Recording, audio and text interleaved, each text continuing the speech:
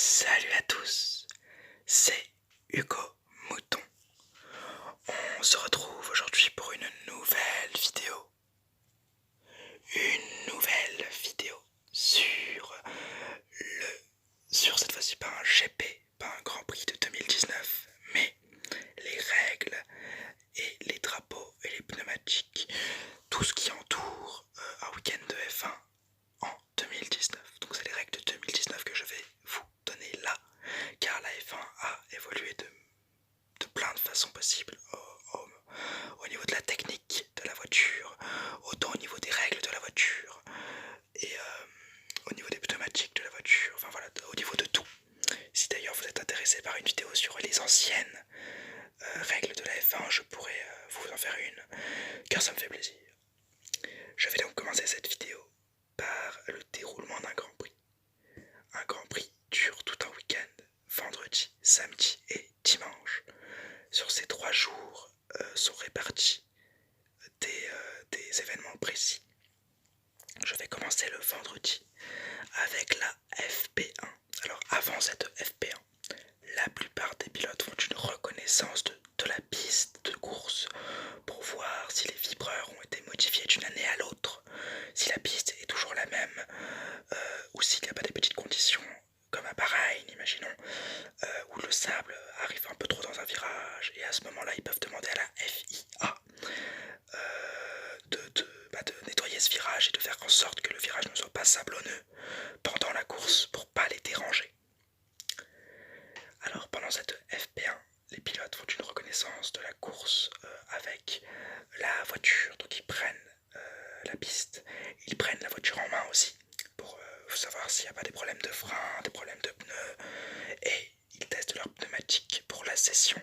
Ce test pneumatique sera très intéressant pour le reste du week-end, car il permettra de savoir si on peut faire une stratégie de course avec des pneumatiques s'ils tiennent sur cette piste.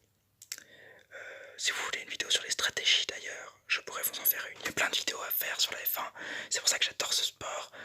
Il y a plein de choses différentes, il y a plein de choses à faire, il y a plein de choses dont on peut parler, et ça revient à chaque fois au même endroit. La F1 et une course en fait, il peut avoir 1000 possibilités, c'est pour ça que j'adore ce sport personnellement. Le vendredi toujours, la FP2, même jour que la FP1. Cette fois-ci, les teams cherchent à avoir des conditions de qualification. Les voitures sont donc au maximum de leur puissance et de leur performance. Les pneus soft sont très sollicités. On parlera des pneus un peu plus tard dans la vidéo. Le samedi, reprise de la voiture en FP3 et ultime réglage avant la qualification qui depuis 2006 est soumise à la règle du parc fermé. Le setup doit rester le même après chaque séance de qualification et avant la course, c'est-à-dire que après la FP3, les pilotes vont bloquer leur voiture, donc il n'y aura plus d'amélioration aérodynamique, plus de changement aérodynamique, et devront partir avec le package aérodynamique qu'ils présenteront à la FIA, ce qui les oblige donc à faire les réglages au maximum pour avoir une performance optimale, car des réglages optimales permettent une course avec des performances optimales et donc des bonnes possibilités d'avoir un bon résultat. Le samedi, toujours les qualifications. Cette méthode de qualification est là depuis 2006. En Q1, les voitures s'élancent pour définir les 5 moins bons qui seront éliminés. Je vais prendre un exemple. Kubica, Russell, Kvyat, Stroll et Magnussen. Voilà, c'est les 5 moins bons d'une session, imaginons. Et donc tous les autres passent en Q2. En Q2, les voitures partent pour une place en Q3 et les pneus qui leur permettront de passer en Q3 s'ils passent en Q3 sont ceux qui devront chausser pour le début de la course. Donc imaginons que Gasly, Leclerc, Vettel, Hamilton, Bottas, Grosjean, Ricciardo, Hülkenberg, Albon et Verstappen passent en Q3. Ces 10 pilotes devront prendre le même train de pneus qu'ils auront utilisé en Q2. Ce qui leur oblige donc, s'ils veulent faire des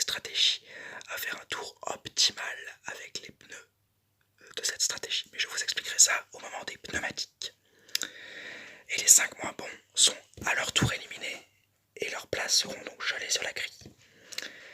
En Q3, les voitures se disputent les premières places sur la grille et vont donc donner une grille de course. Je vais vous donner un exemple de grille de course. Leclerc, Hamilton, Bottas, Vettel, Ricciardo, Hülkenberg, Sainz, Albon, Stroll et Giovinazzi partiront avec les pneus de la Q2, donc les pneus qui leur ont permis de passer en Q3. Et Magnussen, Kvyat, Grosjean, Norris, Russell, Perez, Kubica, Gasly, Verstappen et Raikkonen partent eux avec les pneus de leur choix. C'est eux qui décident en fonction de la stratégie qu'ils semblent penser la meilleure. Juste avant la course qui a lieu le dimanche, un changement de pièce moteur entraîne 5 places de pénalité par pièce moteur. Donc les pilotes doivent faire avec. Et d'ailleurs des pilotes savent des fois en Q2 qu'ils devront prendre des nouvelles pièces moteurs. C'est à ça que servent les FP1, FP2, FP3. Donc grâce à ces essais libres, ils savent qu'ils devront changer de pièce moteur et donc partir en fond de grille.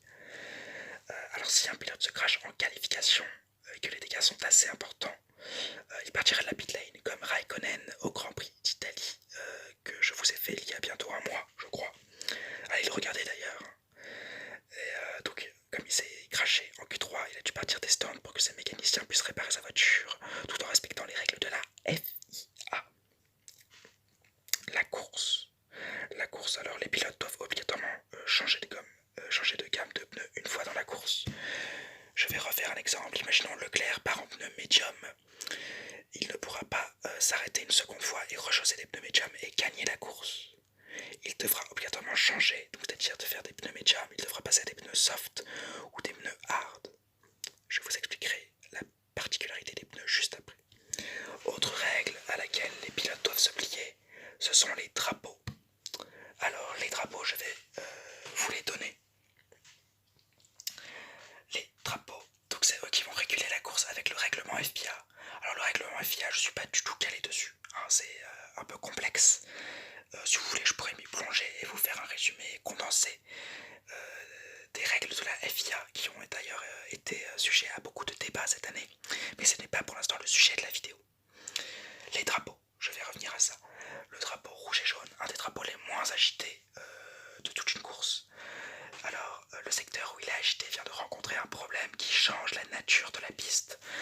Alors le problème peut être des débris d'une voiture, de l'huile d'une voiture ou un début de pluie.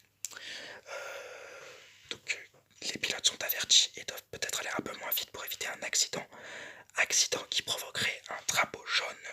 Le secteur où il est agité rencontre un problème. Le pilote ne doit pas dépasser sous peine d'une pénalité un arrêt au stand. Et si il ne rentre pas au stand pour faire un stop and go, c'est-à-dire s'arrêter 10 secondes à son stand sans que ses mécaniciens puissent toucher sa voiture, et ben il prendra les 10 secondes sur son temps final.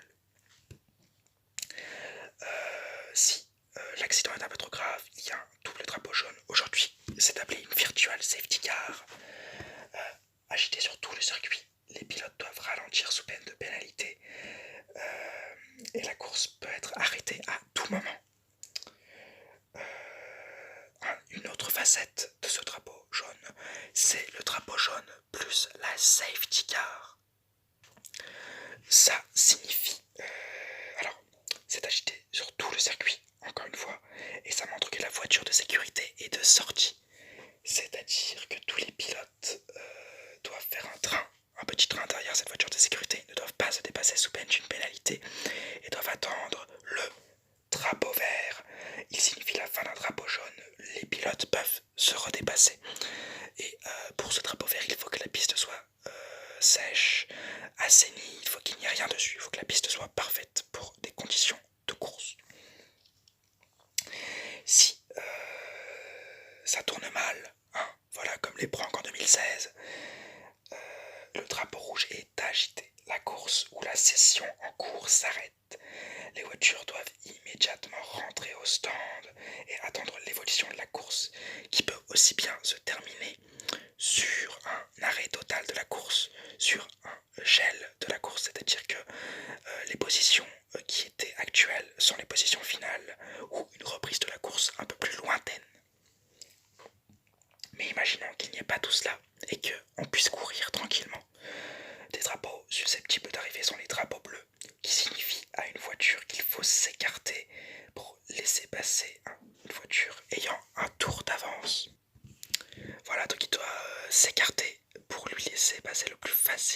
possible et donc éviter l'accrochage. Habituellement, c'est souvent des voitures qui vont pas vite du tout, enfin moins vite que les leaders en tout cas.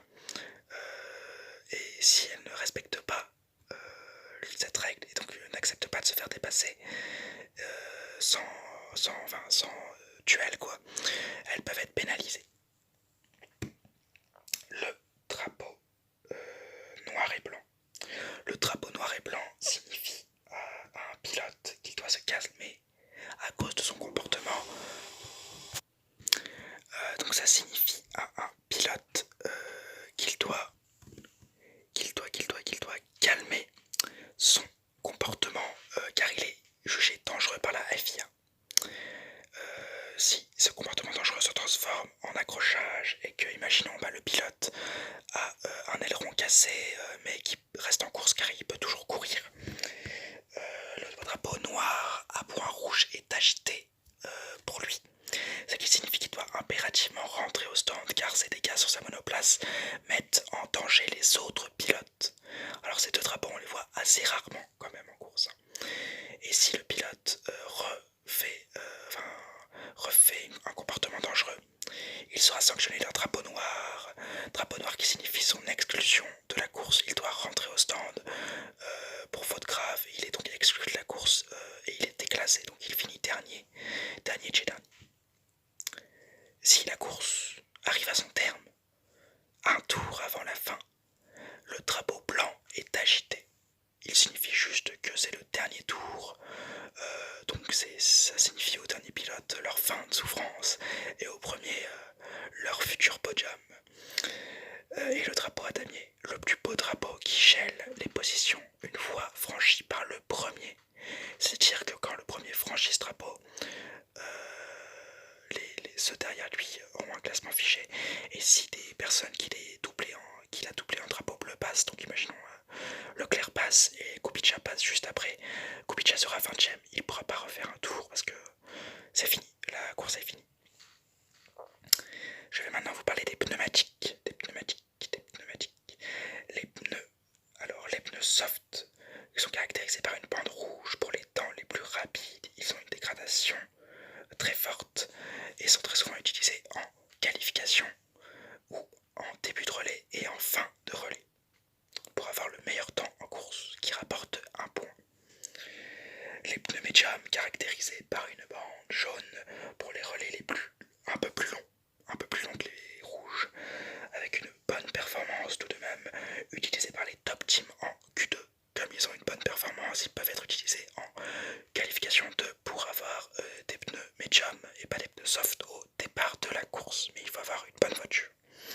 Les pneus hard caractérisés par une bande blanche pour les relais les plus longs, avec une faible dégradation, mais ils sont moins rapides. C'est vraiment pour conserver des positions ou pour aller très loin dans la course. Les pneus intermédiaires caractérisés par une bande verte et des petits tracés sur le pneu.